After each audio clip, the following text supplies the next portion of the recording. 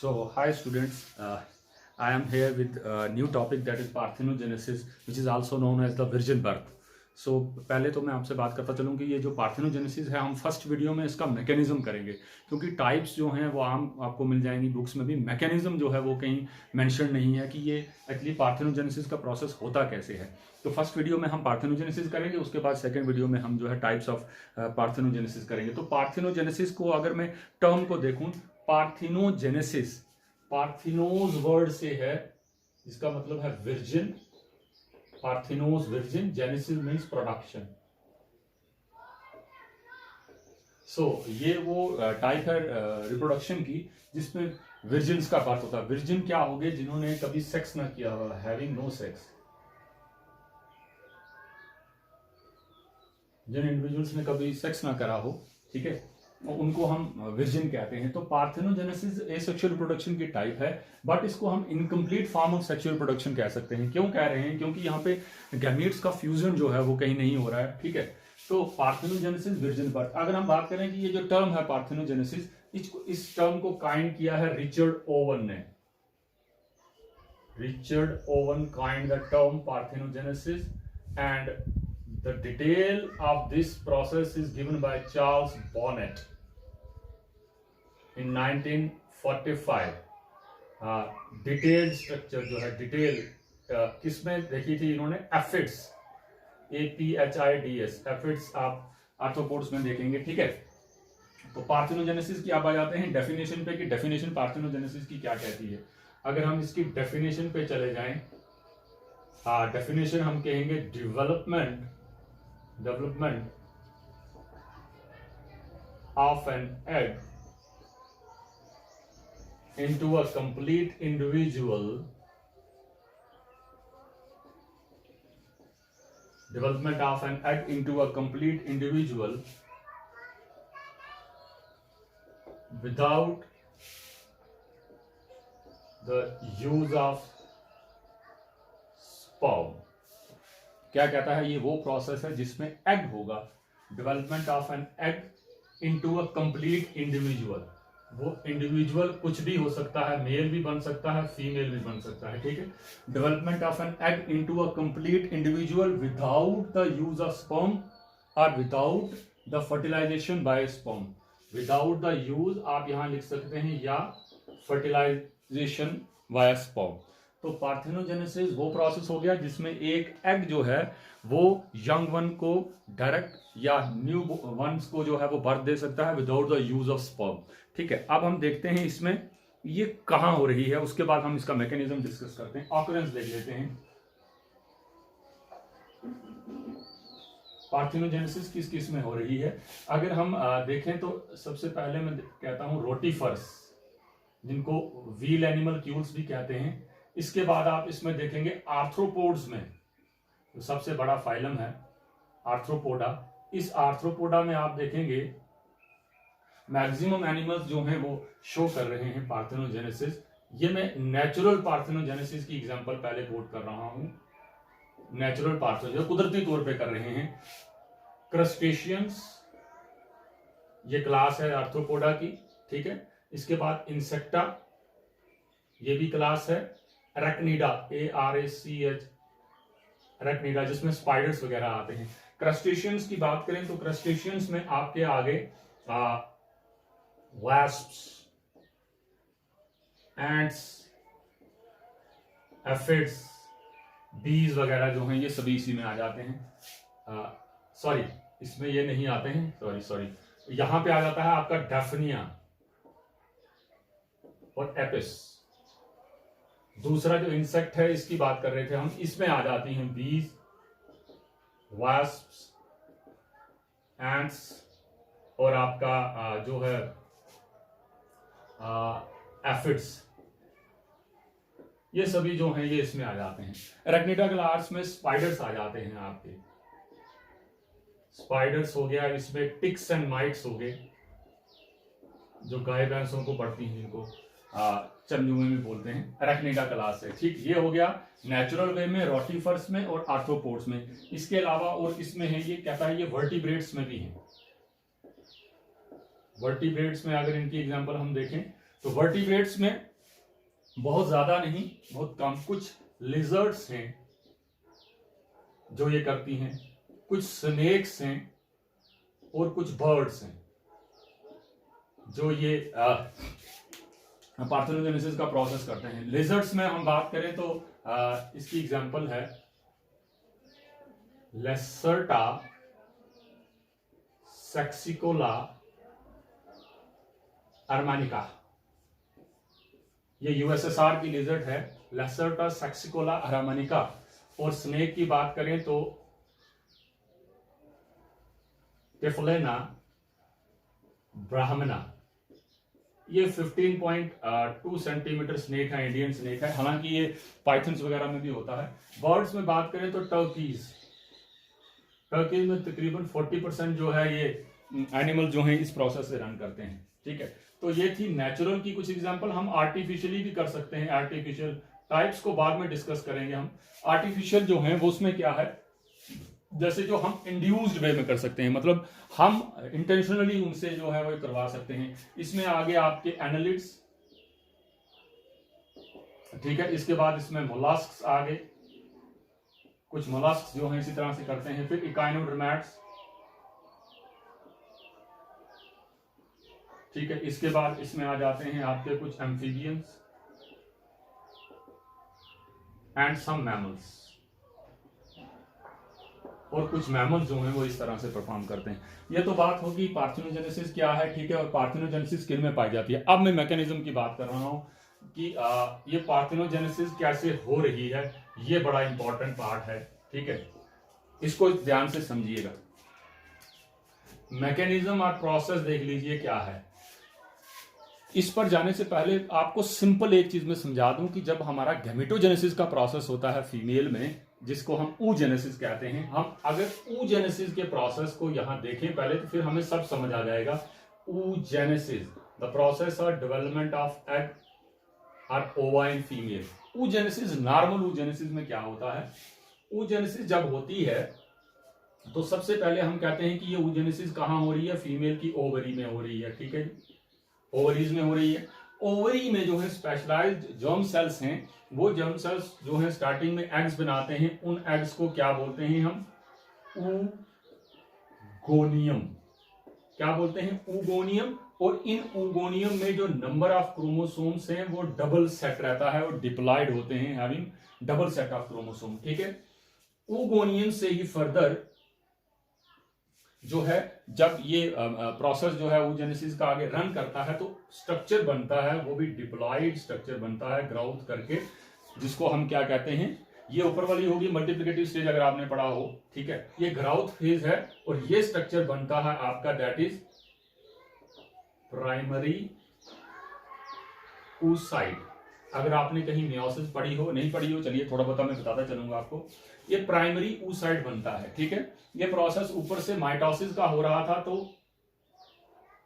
यहां तक ये स्ट्रक्चर बना प्राइमरी oocyte। अब शुरू हो जाता है क्या, गैमीट्स बनने के प्रोसेस में माइटोसिस के बाद यही प्राइमरी oocyte से एक स्ट्रक्चर बनता है।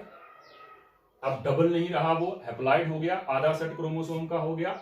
ये क्योंकि मियोसिस हो रही है यहां पे, तो मियोसिस 1 हुई है तो दो डॉटर सेल्स, दो सेल्स बने हैं। ठीक है, इन दो सेल्स में एक का साइज बड़ा रहता है, एक का छोटा। ये हमने पढ़ा होगा, आपने भी पढ़ा होगा।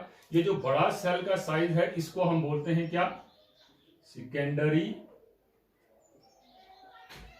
oocyte। ठीक है, और जो ये छोटा है जो मेयर, उसको क्योंकि साइटोप्लाज्म सारा इसके पास रहता है, ये छोटा जो है सिर्फ नंबर को जो है क्रोमोसोम से जान छुड़ाने के लिए जो है, इसको हम बोलते हैं प्राइमरी पोलर बॉडी और first polar body. Primary polar body या फर्स्ट पोलर बॉडी, और इसको हम बोलते हैं सेकेंडरी oocyte। यही प्रोसेस जब आगे रन करता है तो ये एक स्ट्रक्चर और बनता है। ये था प्राइमरी oocyte, प्राइमरी oocyte से जो है वो सेकेंडरी oocyte। ठीक है, प्राइमरी oocyte, सेकेंडरी oocyte, और इससे फर्दर हैप्लॉइड, इसी में मियोसिस सेकेंड होता है। तो ये रिजल्ट करता है किसमें, एग और ओवम। ठीक है, और इसके साथ एक और छोटी बॉडी बनती है जिसको हम क्या बोलते हैं, सेकेंडरी पोलर बॉडी। जब मियोसिस 1 इस सेल में हुई है, प्राइमरी oocyte में 2 ये बने हैं, तो इन दोनों में मियोसिस सेकंड हुई है। इसमें मियोसिस सेकंड हुई तो 2 बन गए, इसमें भी मियोसिस सेकंड होगी, जो रिजल्ट करेगी अगेन पोलर बॉडीज। ठीक है, इसमें मियोसिस सेकंड हुई 2 पोलर बॉडीज, इसमें मियोसिस सेकंड हुई 1 ओवम बना और 1 पोलर बॉडी बन गई। तो लास्ट में आपको क्या मिला? 1 ओवम। ठीक है, ये नॉर्मल प्रोसेस है किसका? ये नॉर्मल प्रोसेस है oogenesis का। अब समझना जो मैं बात कह रहा हूं मैकेनिज्म, कि आप जो कह रहे हैं, हम कह रहे हैं कि ये without the involvement of sperm egg जो है वो डेवलप होके बन जाता है, क्या एक यंग वन बन जाता है, ऑफस्प्रिंग बन जाता है। तो ये किस तरह से होता है, अब इसको यहां से हम आगे लेते चलें। अब क्या होता है, यहीं पे कुछ एनिमल्स क्या करते हैं, प्राइमरी oocyte लेते हैं, जो कि क्या है, डिप्लॉयड है। इस डिप्लॉयड प्राइमरी oocyte में ही ये क्या करते हैं, माइटोसिस करते हैं, और ये डिप्लॉयड पार्थिनोजेनेसिस प्रोसेस के through diploid parthenogenetic new one को बर्थ देते हैं without the use of sperm.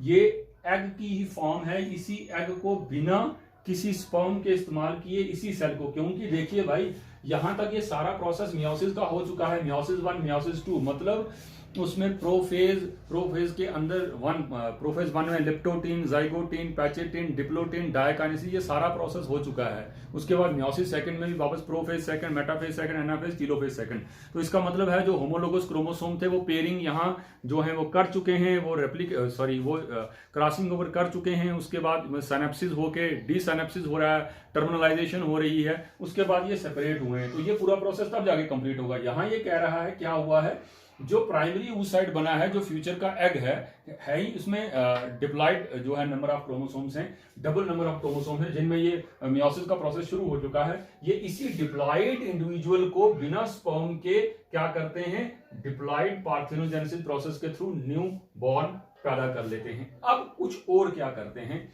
कुछ एनिमल्स क्या करते हैं, ये सेकेंडरी oocyte को ले लेते हैं जो हैप्लॉयड है। This is secondary oocyte। ये डिप्लॉयड था तो ये क्या है, ये था प्राइमरी oocyte।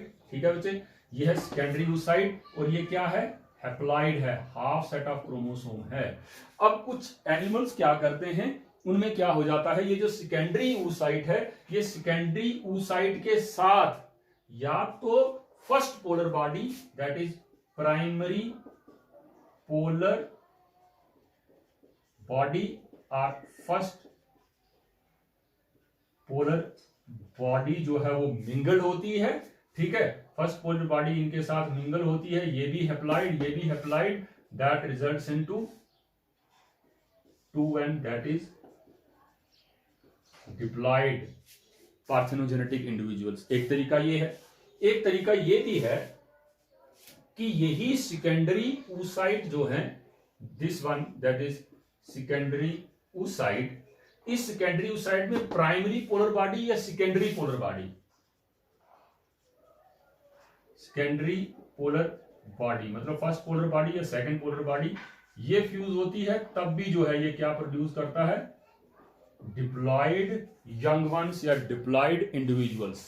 अब तीसरा प्रोसेस क्या है, चौथा प्रोसेस, ये तो हम जानते हैं कि जैसे ही सेकेंडरी oocyte के साथ अगर ह्यूमन बीइंग में बात करें, यहां स्पर्म फ्यूज करता है तो आगे ये एग बन जाता है। कहता है जैसे ये शुरू करता है, कुछ एनिमल्स क्या करते हैं, इसी एग को, एग और ओवम को, प्रोसेस स्पर्म के मिंगल होने से पहले, क्योंकि स्पर्म आके उसको स्टिमुलस दे रहा है, और ये सेल ऑलरेडी मियोसिस 1 और मियोसिस 2 कर चुका है।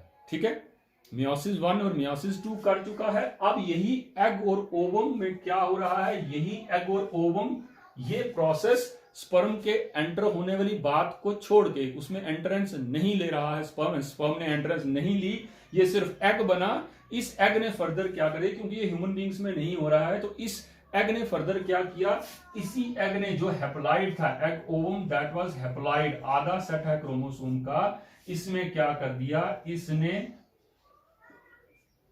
माइटोसिस कर दी, और इसने क्या पैदा किया, हैप्लॉइड पार्थिनोजेनेटिक इंडिविजुअल। इसने क्या, ऊपर वाले ने डायरेक्ट जो है डबल जो है डिप्लॉइड था, उसने डिप्लॉइड पैदा किया। यहां सेकेंडरी oocyte था, उसने फर्स्ट पोलर बॉडी साथ में ऐड हुई तो डिप्लॉइड पार्थिनोजेनेटिक इंडिविजुअल पैदा किया। नीचे वाले ने सेकेंडरी oocyte ने सेकेंडरी पोलर बॉडी को, ये भी केस हो सकता है डिप्लॉइड का। इसके बाद एग जो ओवम था वो आगे गया ही नहीं, कहने का मतलब स्पर्म के साथ मिंगल्ड ही नहीं हुआ, उसने एग या ओवम ने क्या किया, माइटोसिस की और अपने जैसी वैसी ही जीरोक्स कॉपी जो है बनाना शुरू कर दी। सो ये एक मेथड है, 2 3 4 प्रोसेसेस हैं जिनसे ऐसा पॉसिबल है। अब मैं कहूं अगर यहां एपोमिक्सिस कहां है, ठीक है, और जो है आपने ऑटोमिक्सिस और एपोमिक्सिस देखा होगा। अब एपोमिक्सिस और ऑटोमिक्सिस क्या है? अगर मैं एपोमिक्सिस की बात करूं, replication of a DNA, replication of an egg by mitosis. अगर एग की रेप्लिकेशन माइटोसिस प्रोसेस के थ्रू हो रही है, मतलब एग जो है वो माइटोसिस प्रोसेस के थ्रू रेप्लिकेशन शो कर रहा है, तो इस प्रोसेस को हम क्या बोल रहे हैं, एपोमिक्सिस। MYXIX, एपोमिक्सिस, ठीक है। और अगर कोई जो है एग वो माइटोसिस शो ना करके मियोसिस शो कर रहा है, मतलब ये दिस हो गई, this one is automixis. Here replication of egg by meiosis. Meiosis के प्रोसेस से जो है, ये देखिए यहां मियोसिस हो चुकी है, यहां मियोसिस नहीं हुई थी, तो ये जितने भी मियोसिस प्रोसेस के थ्रू डिवाइड हो रहे हैं, लेकिन याद रखिएगा ये दोनों केसेस, एपोमिक्सिस एंड ऑटोमिक्सिस, इन दोनों केसेस में इंडिविजुअल जो होगा, जो यंग वन होगा, वो डिप्लॉयड होएगा, having double set of chromosomes, ठीक है।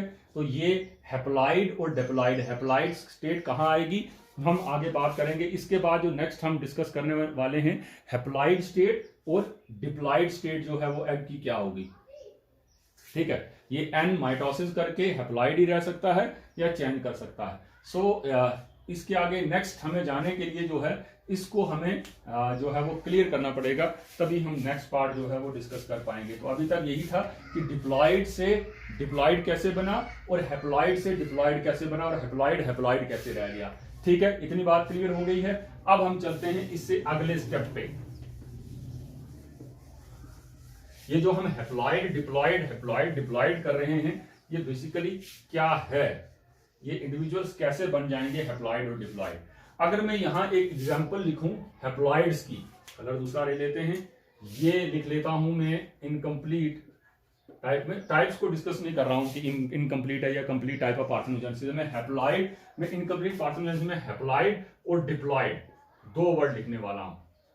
डिप्लॉयड से समझ आएगी आपको कि double set of chromosome, haploid से and half set of chromosome. इस हाफ सेट ऑफ क्रोमोसोम में अगर मैं बात करता चलूं, इसमें जो हम एग्जांपल्स देखते हैं, वो एग्जांपल देखते हैं हम किसकी, हनी बीज के केस में ड्रोन की, जो कि क्या है, मेल है। ये सोशल जो लाइफ जो है जो पास कर रहे हैं, कुछ इंसेक्ट जो है जैसे आंट्स वगैरह, उनमें केस है। मैं एक एग्जांपल ले लेता हूं। अगर आप पूरे इस हनी बी की जो है पूरी कॉलोनी को देखें तो 3 मेंबर आपको दिखेंगे। इसमें आपको दिखेगी एक क्वीन, इसमें आपको दिखेंगे वर्कर्स, और इसमें आपको दिखेंगे ड्रोन्स। पहले समझ लीजिए इनके सेक्सेस क्या हैं, ठीक है। जो है क्वीन है, ये है फीमेल, ठीक है। जो वर्कर है ये भी फीमेल है, लेकिन ड्रोन जो है वो क्या है, मेल है। तो क्वीन फीमेल है, लेकिन क्वीन फर्टाइल फीमेल है। Fertile, she is able to produce new one, young ones. Worker जो है फीमेल बेशक है, लेकिन ये स्टीराइल है, ठीक है, ये यंग वन प्रोड्यूस नहीं कर सकती। ड्रोन जो है ये मेल है और ये फर्टाइल है, ठीक है। ये होता है कॉलोनीज में, जैसे बीज की कॉलोनीज में स्वार्मिंग वगैरह होती है, ठीक है। तो उसके बाद जो नई कॉलोनी में पीछे क्वीन को, जो वर्जिन क्वीन को छोड़ के गई होती है, जो है क्वीन पहले जो चली गई होती है, तो ये वर्जिन क्वीन क्या करती है, अपने साथ ड्रोन्स को लेके न्यूपिटियल फ्लाइट भरती है, शादी की उड़ान भरती है। उस न्यूपिटियल फ्लाइट में क्या होता है, जो भी ड्रोन, वो एक्श्योर करना चाहती है कि ऐसे किसी ड्रोन के साथ उसका रिप्रोडक्टिव प्रोसेस जो है वो रन ना करे, जहां पे जो है आने वाली जनरेशन ऐसे ही कहीं पैदा हो जाए। तो इंश्योर करती है, वो हवा में बहुत ज्यादा दूर तक उड़ती है, जो लास्ट तक ड्रोन उसके साथ पास पहुंचता है, वो उसके साथ जो है कॉपुलेशन करती है। उसके बाद दोनों जमीन पे गिरते हैं और फीमेल वापस बी हाई में चली जाती है। जब फीमेल वापस बी हाई में आती है तो वो उसके जो स्पर्म से उनको स्टोर कर लेती है। अब उन स्टोर स्पर्म्स के ऊपर वो क्या करती है, स्टोर स्पर्म्स में जब अपना एग रिलीज करती है, अपनी चॉइस से उसके ऊपर स्पर्म डाले या ना डाले, ये क्वीन पे डिपेंड करता है। और ये क्वीन क्या करती है, इसके लिए जब वो क्वीन वापस पहुंच गई है कहां, बी हाई में, अब ये क्वीन क्या करती है, देखिए क्वीन का अगर अपने सेक्स की बात करें, उसमें क्रोमोसोम्स की बात करें, तो क्वीन के क्रोमोसोम है 32, ठीक है, वर्कर के भी 32 और ड्रोन के हैं 16। अब देखिए यहां क्या क्या स्टेट आने वाली है, ठीक है। तो क्वीन क्या करती है, जब बी हाई में वापस आती है तो क्वीन, ये कहा मैंने, क्वीन जो कि फीमेल है, इसमें 32 नंबर ऑफ क्रोमोसोम्स हैं एग में, और ये रहा ड्रोन जिसमें 16 नंबर है क्रोमोसोम का उसके स्पर्म में, ठीक है। इसके ओवम में 32, 16। अब ये क्वीन क्या करती है, क्योंकि इसके जो गैमीट्स बनते हैं, तो ये अंडरस्टूड है कि उसमें मियोसिस होती है, और मियोसिस होके ये गैमीट्स जो हैं, ये क्या गैमीट्स बनेंगे, 16 वाले एग्स, ठीक है। 16 वाले एग्स जो है ये प्रोड्यूस करेगी।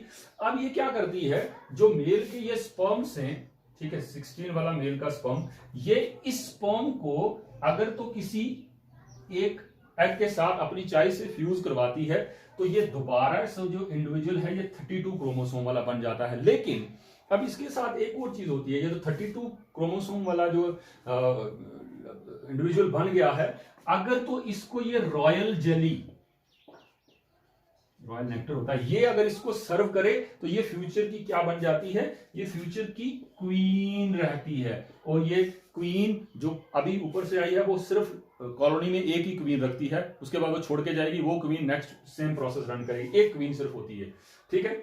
और जो बाकी हैं, इन्हीं एग्स में अगर इसका यही एग मान लें, इसी को वापस नीचे ले चलते हैं और यहां से स्पर्म फ्यूज करवाते हैं, एक और इंडिविजुअल पैदा होता है, ये भी 32 क्रोमोसोम वाला है, लेकिन इसको रॉयल जेली नहीं दी जाती, इसको बी ब्रेड दी जाती है। और ये फ्यूचर का क्या निकलता है, वर्कर, जो कि स्टीराइल है, सिर्फ कामकाज करने के लिए, फैनिंग से लेके, क्लीनिंग से लेके, नेक्टर कलेक्शन करने से लेके सारा कुछ। और अब ये फीमेल क्या करती है, जो इसका ये एग है, कौन सा 16 वाला, ये एग पार्थिनोजेनेटिक प्रोसेस के थ्रू जो है ये 16 क्रोमोसोम वाला ड्रोन बनाती है, दैट इज एरिनोटोकी। वो हम नेक्स्ट जो है वीडियो जो है उसमें डिस्कस करेंगे ये कैसा हो गया। सो एरिनोटोकी, थैलीटोकी वगैरह क्या है। तो ये ड्रोन जो है इस तरह से पैदा करते हैं। ये इंडिविजुअल क्या बनाया इसने, हैप्लॉइड, ये हैप्लॉइड स्टेट लेके आए, मतलब जो इंडिविजुअल हैप्लॉइड पैदा हुए तो वो किस तरह से क्वीन ने जो है वो पैदा किए। अब बात आ जाती है डिप्लॉइड्स की, ठीक है। डिप्लॉइड्स की अगर हम बात करें, डिप्लॉइड्स का प्रोडक्शन, ठीक है। डिप्लॉइड्स क्या हो गया, हैविंग 2 सेट्स ऑफ क्रोमोसोम, ठीक है। डिप्लॉइड को हम 2 सेक्शंस में डिवाइड करते हैं, ये 2 तरह से डिवाइड करेंगे diploids, ameiotic and meiotic.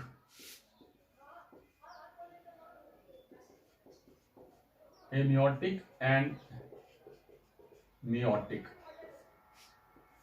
Ameiotic क्या हो रहा है, जहां पे माइटोसिस नहीं हो रही, हैविंग नो मियोसिस, जहां पे क्या हो रहा है, ये हैं क्या, डिप्लॉइड है, याद रखिएगा, जहां पे मियोसिस नहीं हो रही है, दैट इज विदाउट मियोसिस।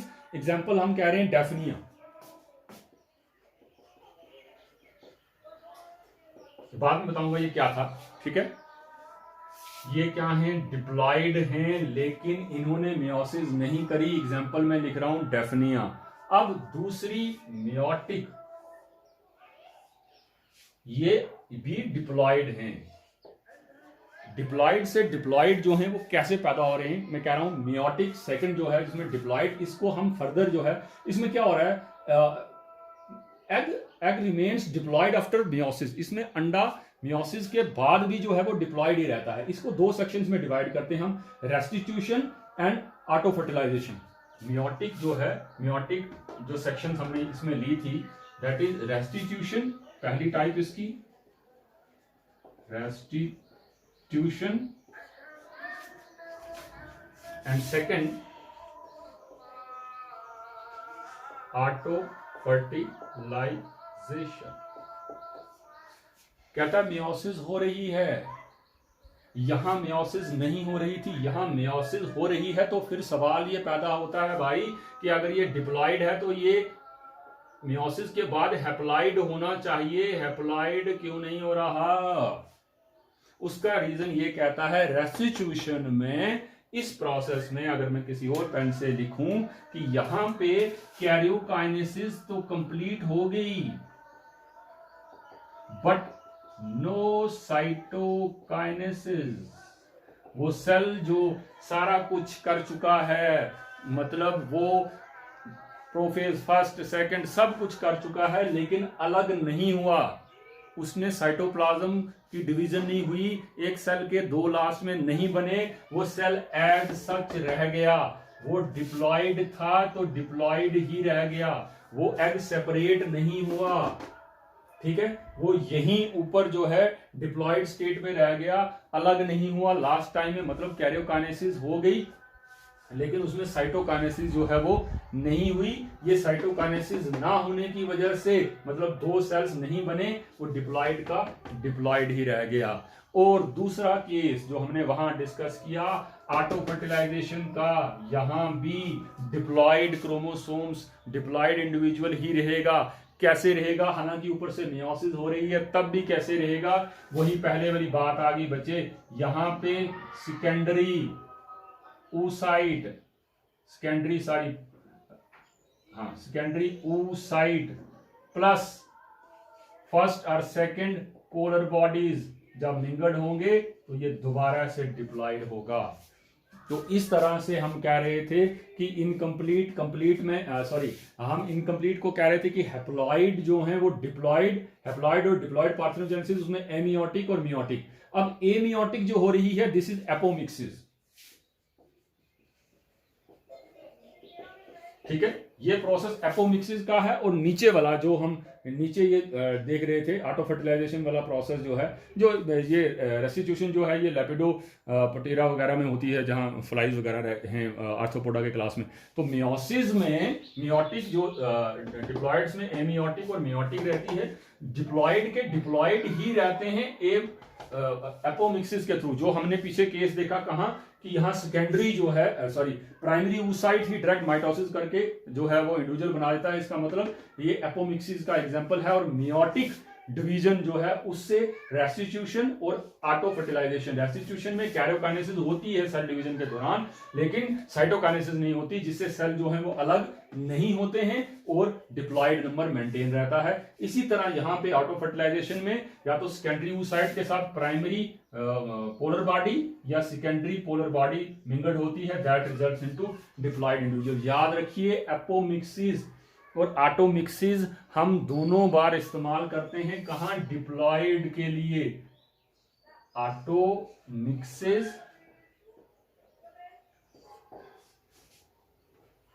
और एपोमिक्सिस, ये दोनों डिप्लॉयड के लिए हैं, डिप्लॉयड के लिए हैं, हैप्लॉयड के लिए नहीं, कहीं यूज कर दीजिएगा। सो यहां तक हम यहां तक हमने जो इसको देखा वो ये देखा कि पार्थेनोजेनेसिस जो है वो क्या है, एक इंडिविजुअल्स का जो है वो यंग वन का बर्थ होना without the use of sperm, sperm इस्तेमाल नहीं हो रहा है, एग डायरेक्ट जो है वो इस तरह का स्टिमुलस जनरेट कर रहा है कि वो डायरेक्ट वहां से एग से एक इंडिविजुअल पैदा हो जाए। तो ये इसको विर्जिन बर्थ भी का development of an egg into a complete individual without the use of sperm. और ये रोटिफर्स में और इसके अलावा आर्थ्रोपोड में, क्रस्टेशियन, इंसेक्ट्स, अरेक्निडा में और वर्टिब्रेट्स में, लेजर्ड्स में, स्नेक्स में, बर्ड्स में। मैंने नहीं लिखा ये फीमेल है या मेल है, इसको हम अलग से टाइप्स में डिस्कस करेंगे।